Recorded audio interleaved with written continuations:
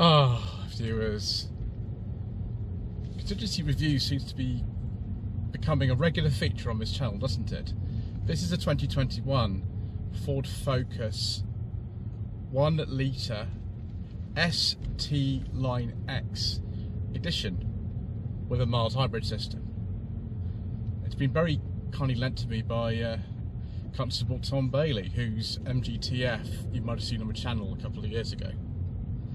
I intend to thoroughly enjoy myself driving this car.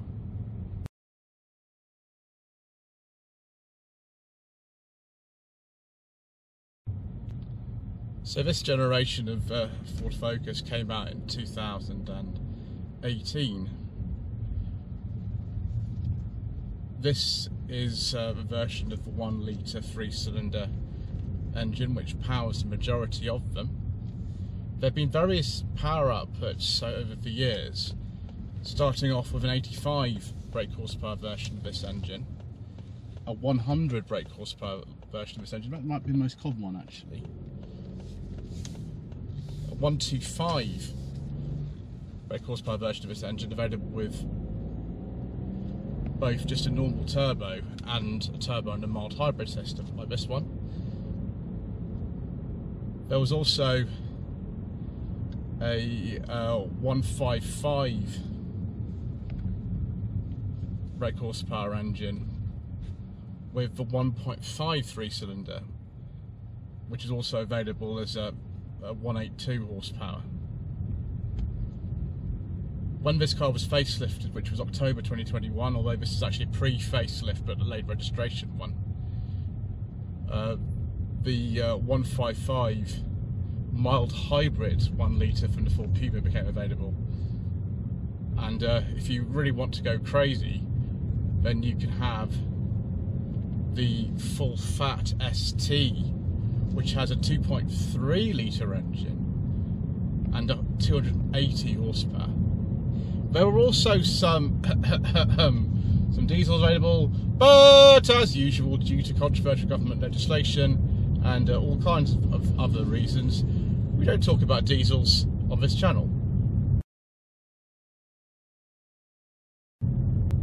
We do talk about is the very smooth characteristic of this Mark IV Focus. It's a very late pre-facelift one, as I've said, with this mild hybrid system. Certainly this 125 brake horsepower version of the engine doesn't feel strange at all. The 6-speed manual in this car is very, very slick. Yeah, it's lovely. It does help this car's done 4,000 miles. It's the same age and the same mileage as most press cars are. So I'm very grateful to be having a go in it. I really should be, filming, I don't know, 3 jacket reviews or something on it, but since it's a nice day and here we are out in the Warwickshire countryside, I am enjoying myself, and why not? Lloyd Vehicle Consulting stickers, t-shirts and mugs are available by clicking the link to the Google form in the video description below.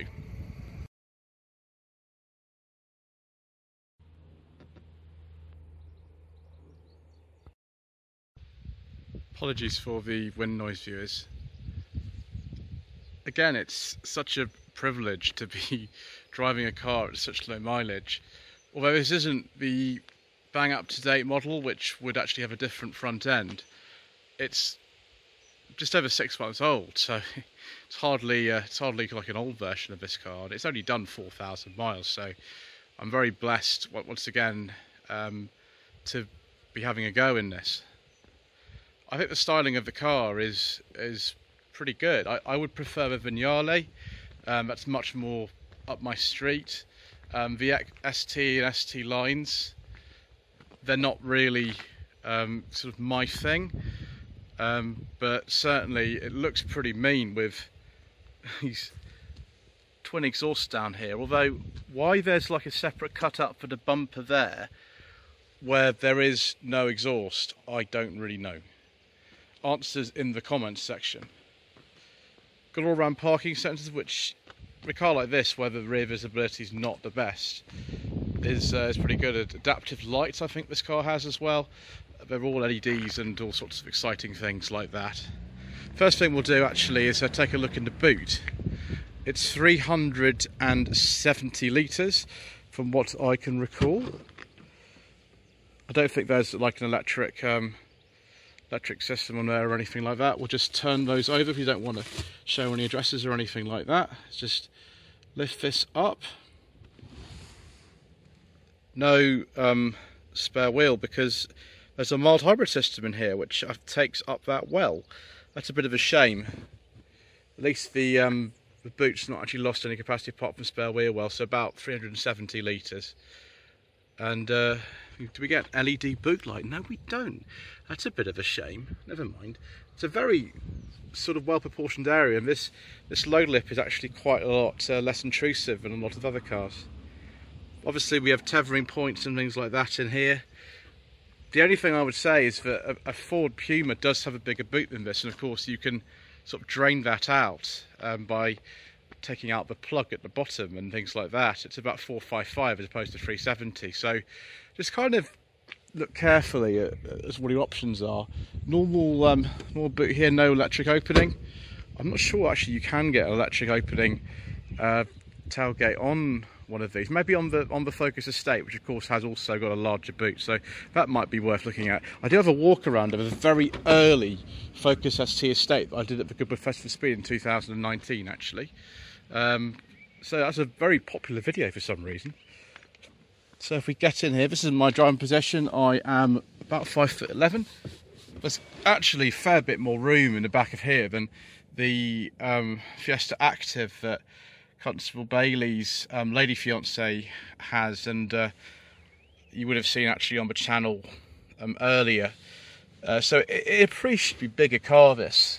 Again, I'm going to push this rear headrest up so I can sit back a bit. Ooh, does that dual LED rear lights, viewers? Excellent. Don't get that on an MG ZS. You also don't get a rear armrest on an MG ZS. Because if it's an ST-Line X Edition and this car costs somewhere like £30,000, I would sort of expect a rear armrest. Never mind. Also got this sort of luggage nets in here, and that's felt line door bins. I think they are. Yes. Someone's been doing Volkswagen Golf lessons. Fortunately, they haven't quite surpassed the Golf, because this and the Golf both have these hard touch rear door tops, but that's just normal really.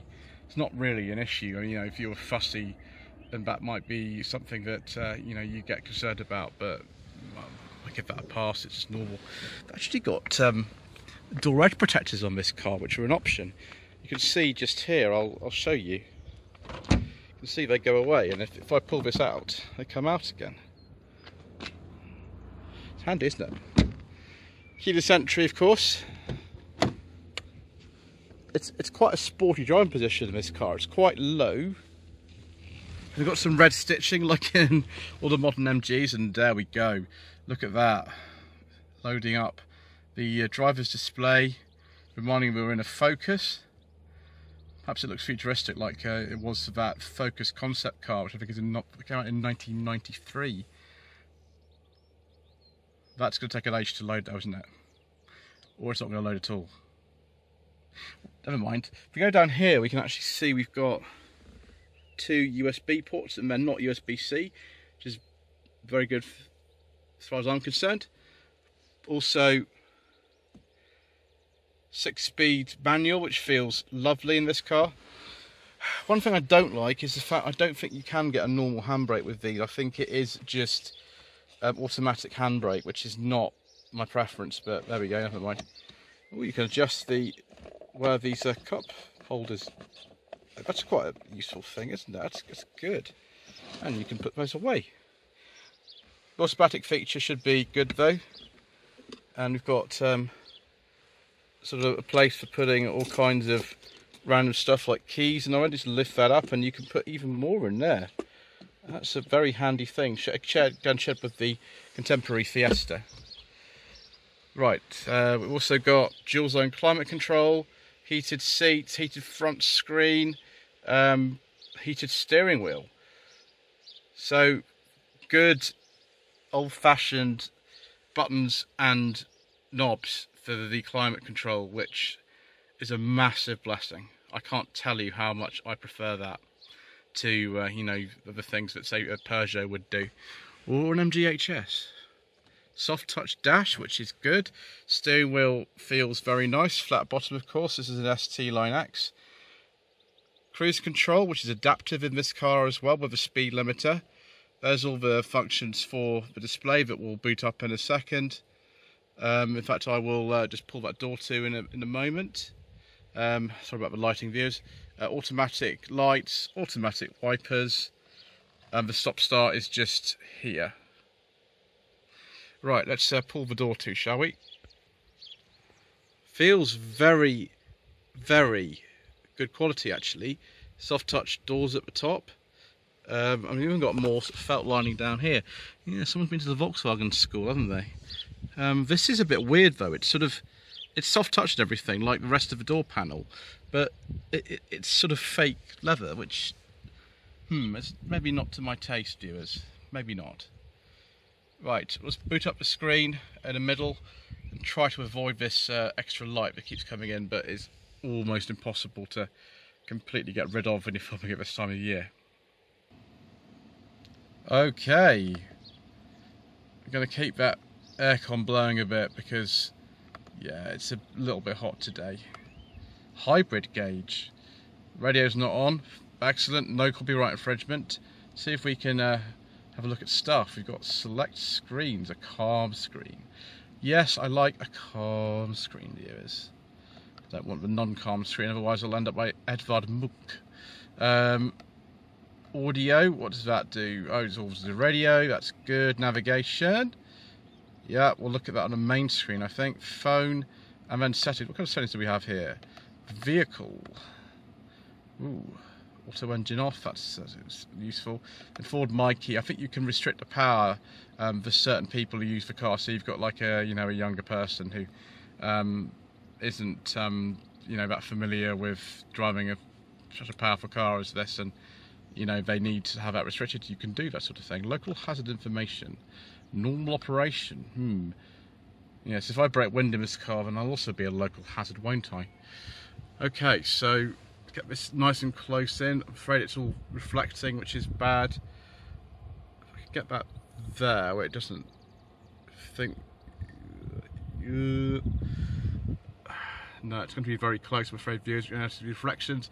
This is just so that we don't because I've only got two hands, and so I have to do it like this. Right, audio, phone, navigation, that's okay. Mobile app settings, you know, settings, and you can just swipe across like this.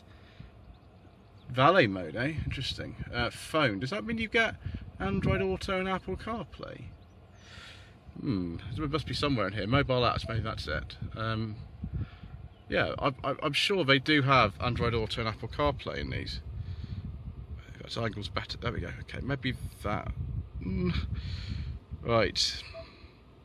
Yeah, anyway, it's all in there. I'm sure you've seen a system like this before. It doesn't need to navigate. You also do have these physical buttons here for stuff like changing the radio station and start and pause if you're Bluetooth streaming or something like that. Yeah, it's easier than saying Volkswagen ID3. Right, I think we can also have a look at the glove box whilst we're here, see if my secret mission documents go in. It might be extra soft travel tissues. Uh-oh. Uh-oh.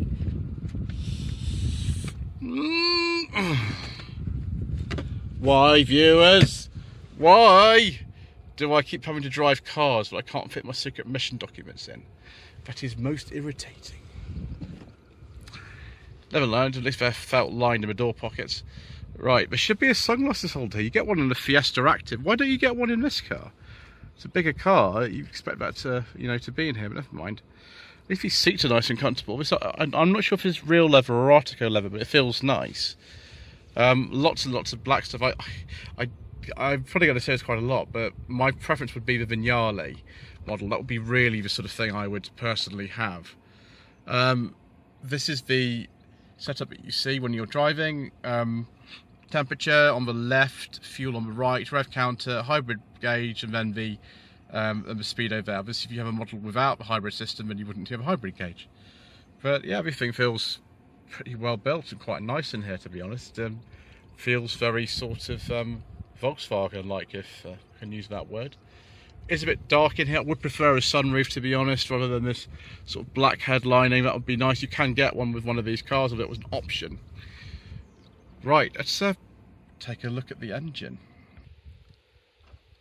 That is one complicated engine bay view. Is look at all this extra system because of the mild hybrid system, which does give a better economy than the standard 1 litre 125 brake horsepower engine, which you can still get actually.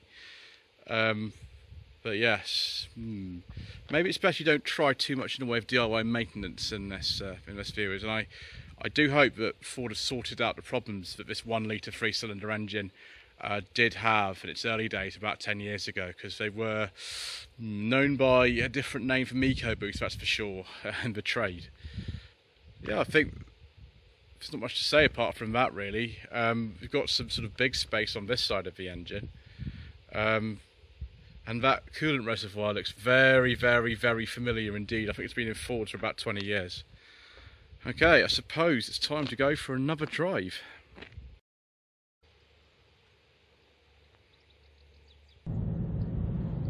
Traditionally, these Focuses have been at the top of the class or near the top of the class to drive. And there's no sort of exception with this. I think, judging by the other cars that I've driven with a sort of like this, then this feels really good.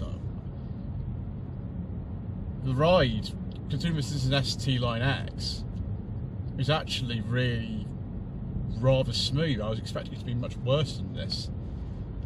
Steering's got a decent amount of weight to it. It is an electric system like most cars are these days, and so it's not got sort of feel of a hydraulic system which maybe earlier Focuses would have had. But certainly the ride and handling of this car is still really competitive. If you were to compare this to something like a Mark 7.5 Golf, and I have driven one of those, then I think I prefer this, to be honest. It just feels a little bit more alive. I don't know whether it's to do with the fact that this is the ST-Line X model, and you know, maybe like a standard titanium or something like that would be different, but certainly in this immaculate low mileage car, everything feels just really, really smooth and just very easy. There's a sense of real kind of familiarity. If you're familiar with Fords, just be able to jump in this and drive it straight away. We have got like hybrid gauges and digital instruments and touchscreens and things, which the earlier sort of Mark 1 and Mark 2 Focus didn't have anything like this. And I have reviewed 2 Mark 1 Focuses, or Foci, I think. Certainly it was when I did that in A-level. And I've reviewed 2 Mark 2 Focuses and a C-Max from 2007. So the only thing that I don't have in the repertoire is a Mark 3 Focus. If anybody has one of those they want to appear on the channel, then please do get in touch by using the email address that's right at the beginning of the video.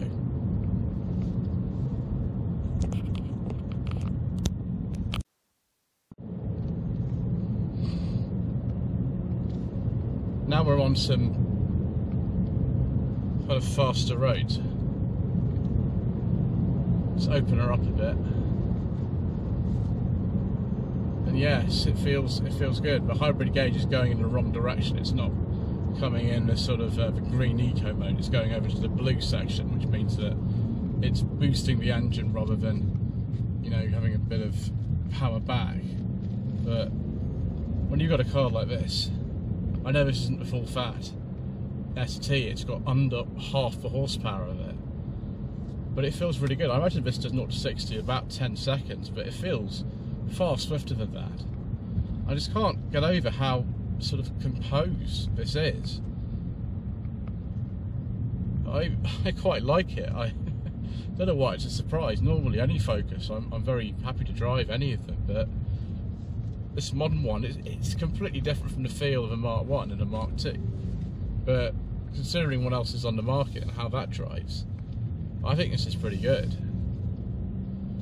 Right, well, I think it's time for us to form some conclusions about the Mark 4 Ford Focus.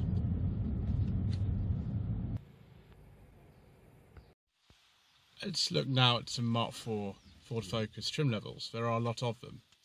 So there's the ST, the Active Design, the Active Edition, the Active Style, the Active Vignale, the Active X Edition, the ST-Line, the ST-Line Design, the ST-Line Vignale, the Trend, the Z-Tech Edition, the ST-Line X, the ST-Line X Edition, the Style, the Titanium Design, the Titanium Edition, the Titanium Style, the Titanium Vignale, the Titanium X, and the Titanium X Edition, finally the Vignale Edition.